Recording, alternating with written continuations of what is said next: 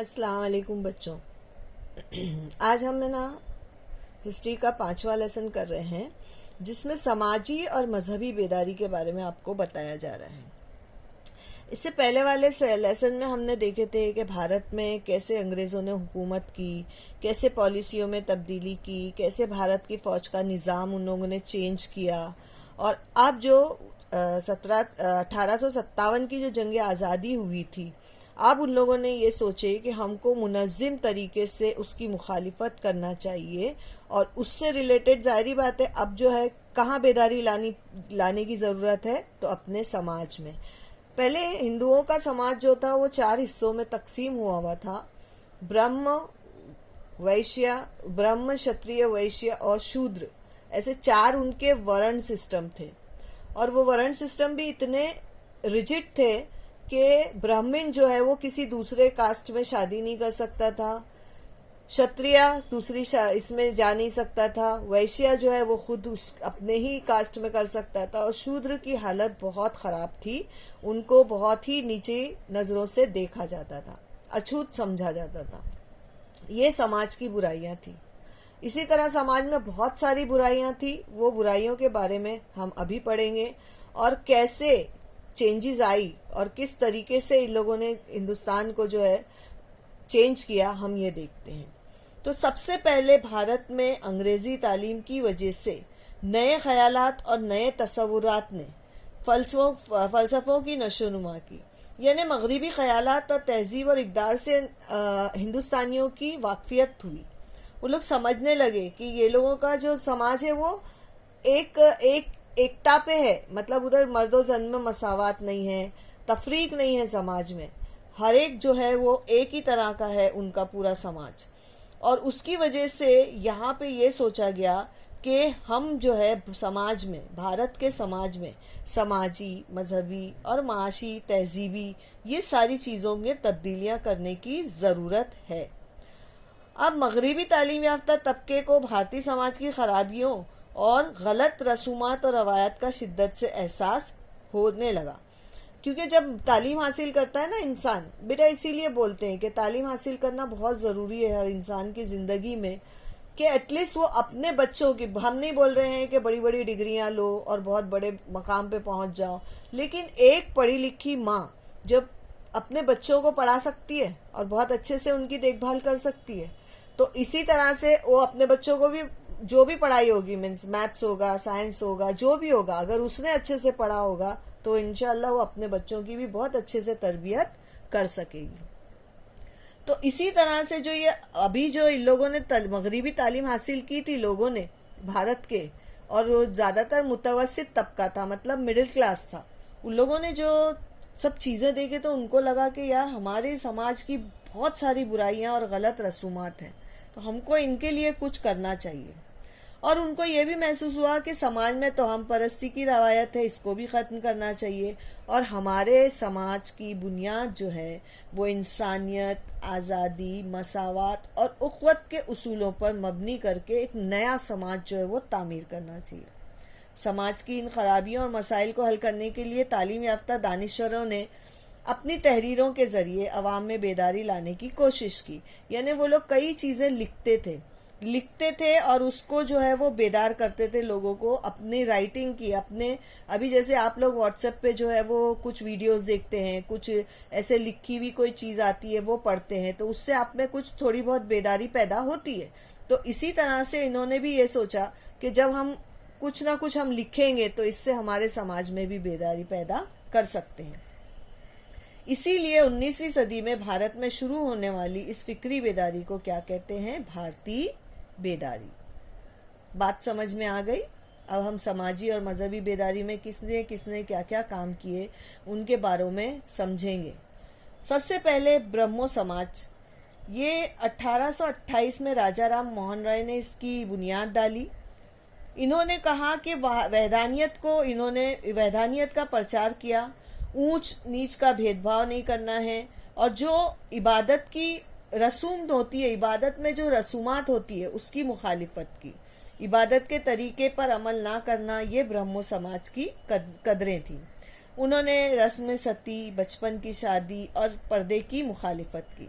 इसी तरह से बेवाओं की शादी, औरतों की तालीम, उसकी हिमायत की कि औरतों को भी तालीम याफ्ता होना चाहिए और बेवाओं को भी दूसरी शादी की इजाज़त होनी चाहिए।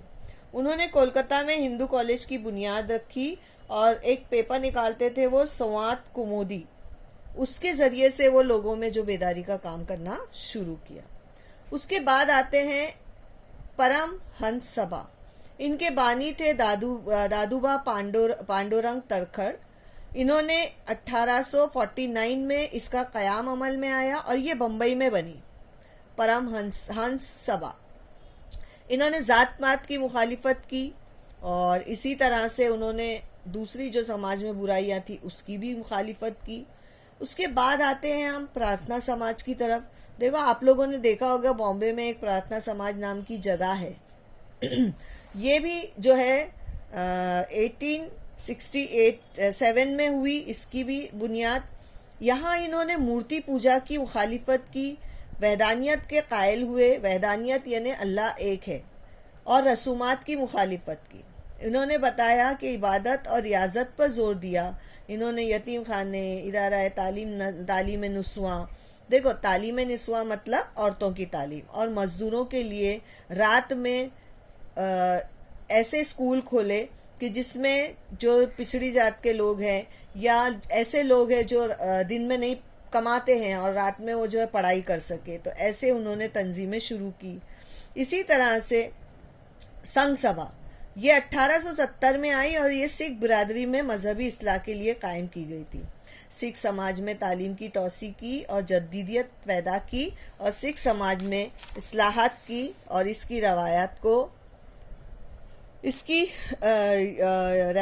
को अकाई तहरीक ने बरकरार रखा है, यानी इकाई तहरीक आज भी जो है वो अपना काम कर रही है। इसके बाद आते हैं हम सत्यशोधक समाज, जिसमें महात्मा ज्योतिराव फुले ने 1873 में जो है इसकी तश्कील की और उन्होंने मसावात की उसूल पर मबनी समाज की तश्कील का काम किया। छुआछूत की मुखालिफत की, महूजन समाज की तालीम को बढ़ाया, औरतों की तालीम को बढ़ाया, मर्द व जन और इंसानों में तफरीक पैदा करने वाले रस्म व रिवाज पर जो है उन्होंने आवाज़ उठाई। उन्होंने कुछ किताबें लिखी, कुछ अखबारात जारी किए।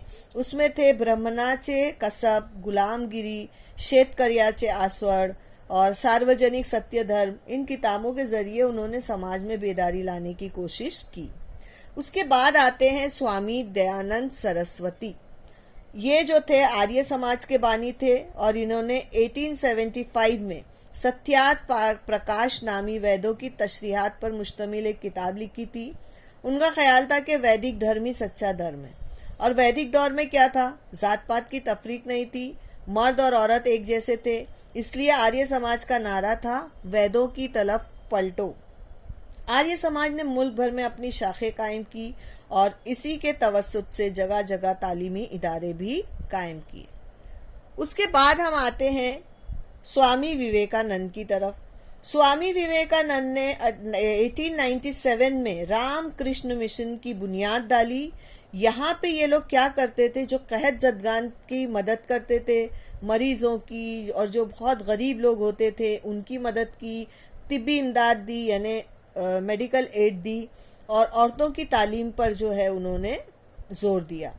और इसी तरह से उन्होंने 1893 में अमेरिका के शहर शिकागो में दुनिया के मज़ाहिब के इजलास में हिंदू मज़हब की नुमाइंदगी की और उन्होंने भारतीय नौजवानों को ये बहुत अच्छा पैगाम दिया था, उठो, बेदार हो जाओ, अपने मकसद के हुसूल तक रुको नहीं, यानी जब तक तुम अपना मकसद हासिल ना कर लो तब तक के तुम रुको नहीं।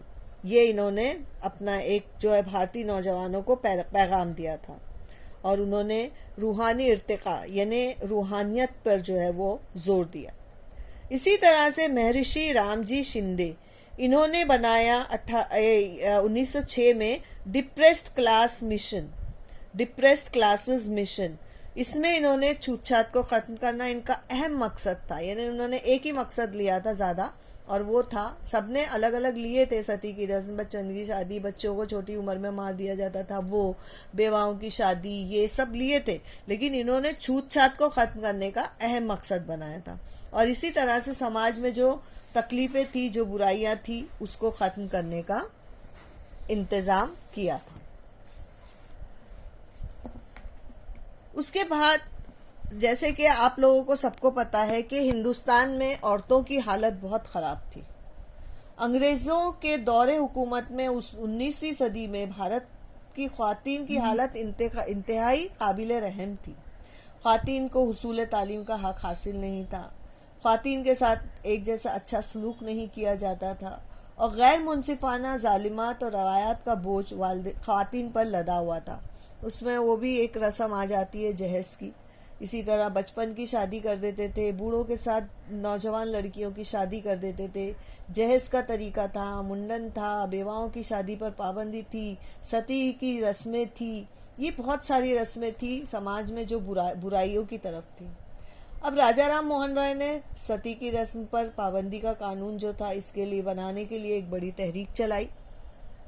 इसी तरह से गोपाल हरि देशमुख लोकहितवादी ने प्रभाकर नामी अखबार में मुख्तलिफ मसाइल पर 104 खतूत लिखे, और इन खतूत के अंदर उन्होंने मसावात व मर्दोजन को बढ़ावा दिया। और इन खतूत को शत पत्र ऐसे कहा जाता है।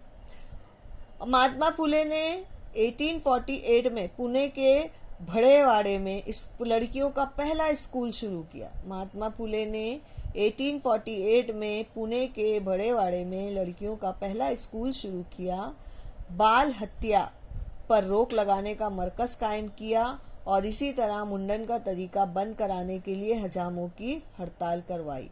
यानी पहले ऐसा होता था, औरत जब वो हो जाती थी, बेवा हो जाती थी, तो उसके पूरे बाल जो है वो मूंड दिए जाते थे। इसके लिए उन्होंने जो है उसके ऊपर हजामों की हड़ताल भी करवाई। सावित्रीबाई फुले महात्मा फुले की वाइफ थी, और महात्मा फुले ने अपनी बीवी को पहले पढ़ाया। उसके बाद सावित्रीबाई ने अपना पढ़ाने का काम शुरू किया। सावित्रीबाई जो थी, ये देखो मैं बता रही हूँ तस्वीर, ये सावित्रीबाई जो थी, इन्होंने लड़कियों को पढ़ाने का काम शुरू किया। बेटा इनके साथ में बहुत तकलीफ़ें उन्होंने उठाई है। इसके लिए जब वो जाती थी ना, तो जो बड़े समाज के लोग थे, ब्राह्मण थे, इनके ऊपर है ना गोबर फिकवाया करते थे, उनके रास्तों में कांटे बिछा दिया करते थे, और उन लोगों को बहुत तकलीफ दिया करते थे। उसके बावजूद सावित्रीबाई और महात्मा फुले पीछे नहीं हटे, और उन्होंने लड़कियों को तालीम देने का काम जो है वो जारी रखा। उसके बाद आते हैं महर्षि रामजी शिंदे। इन्होंने देवदासी रस्म के खिलाफ इजलास किया। देखो, देवदासी का मतलब होता है कि लड़कियों को जिस्म फरोशी के लिए बचपन में उनकी शादी जो है वो एक भगवान से कर दी जाती है, और वो लड़की को उठा के जो है वो मंदिर में छोड़ दिया जाता था। उसे कहते हैं देवदासी की रस्म। तो इसके ऊपर उन्होंने बहुत जोर में आवाज़ उठाई। ताराबाई शिंदे, इन्होंने स्त्री पुरुष तुलना नामी किताब लिखी, और इस किताब के जरिए ख्वातीन के हुकूक की तायद की। इसी तरह से महर्षि ढूंढो केशव कर्वे, इन्होंने बेवाओं की तालीम के लिए अनाथ बालिका आश्रम की बुनियाद डाली, और इनकी कोशिशों से भारत की पहली यूनिवर्सिटी बराए ख्वातीन का क़याम अमल में आया। उसके बाद आते हैं पंडिता रमाबाई। पंडिता रमाबाई जो थी, शारदा आश्रम नामी इदारे की बुनियाद रखी। इन्होंने माजूर लड़के लड़कियों और औरतों की परवरिश की जिम्मेदारी ली। देखो बेटा, तुम लोगों को पता है ना, अपने माशरे में कुछ बच्चे ऐसे भी होते हैं कि जिनके बोलने का प्रॉब्लम होता है, जिनके हाथ नहीं होते, जिनके पैदाइशी तौर पर जो है वो बेचारे ऐसे होते हैं कि वो कुछ नहीं कर पाते। तो इन्होंने माजूर लड़के लड़कियों और औरतों की परवरिश की जिम्मेदारी संभाली। रमाबाई रानाडे, सेवा सदन नामी इदारा कायम किया, और ख्वातीन के लिए नर्सिंग का कोर्स शुरू किया, कि मतलब जो लड़कियां जो है वो नर्सिंग का कोर्स करके हॉस्पिटल्स में जो है वो जॉब कर सके। और इसी तरह से ख्वातीन को राय दही के हुकूक दिए जाने का हुकूमत से मुतालबा किया। यानी पहले वोटिंग जो है औरतें नहीं करती थी, तो अब उन्होंने उसके लिए भी एक रिक्वेस्ट दी कि हुकूमत से कहा कि भाई हम औरतों को भी जो है वो वोट देने का हक इख्तियार हो जाए। उसके बाद आते हैं रमाबाई रानाडे और उसके बाद आते हैं डॉक्टर बाबा साहब अम्बेडकर। भाई इनकी तो बहुत बड़ी लिस्ट है। बाबा साहब अम्बेडकर ने तो बहुत सारे काम किए और इंशाल्लाह इसके बाद के लेसन में हम उनके बारे में बहुत सारी मालूमात हासिल करेंगे। अभी हम जरा सा थोड़े थोड़े से में पढ़ रहे हैं। इन्होंने ख्वातीन पर होने वाले मुजालिम और नाइंसाफियों से मुतालिक अपनी तहरीरों के जरिए मजम्मत की और इसी तरह से मुस्लिम माशरे में इस्लाही तहरीक करने वाले थे। उनका नाम है अब्दुल लतीफ़ ने मुस्लिम माशरे में तालीमी बेदारी का आगाज़ किया। उन्होंने बंगाल में दी मोहम्मडन लिटरेरी सोसाइटी नामी इदारे की बुनियाद रखी। सर सैयद अहमद खान ने मोहम्मडन एंग्लो ओरिएंटल कॉलेज को कायम किया। आज वो अलीगढ़ मुस्लिम यूनिवर्सिटी के नाम से जाना जाता है और यूरोपीय उलूम और टेक्नोलॉजी को उन्होंने बढ़ावा दिया और उनका ख्याल था कि जब तक मुसलमान मगरिबी उलूम और साइंस को नहीं अपनाएंगे उनकी तरक्की नहीं हो सकती। उनका पुख्ता ख्याल था कि जब तक मगरिबी तालीम और साइंस को मुस्लिम माशरा नहीं अपनाएगा मुसलमानों की तरक्की नहीं हो सकती।